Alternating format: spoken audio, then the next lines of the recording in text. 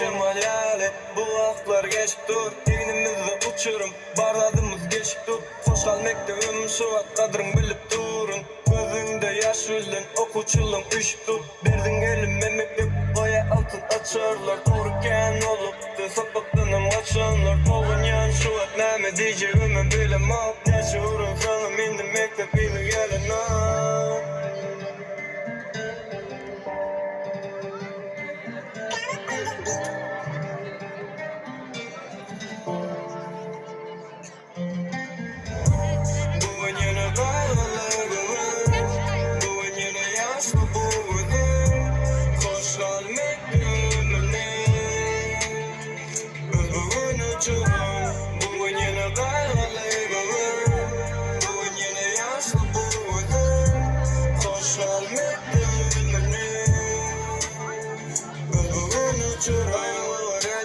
Çalınyan son kucağıma yine dürüfedi okumadım bahana. Senin meharenle şey yapma olmana. İndi yaşayamana öğredir ki kema. Verendir bir yandan çıkarılıp ne diyeceğim olayım diyecekler. Bolumuz misi yanımda gel yerine yürüktesiz yemişe. İndi bir uçurum yaktan çıkmarsam öpşiyeceğim.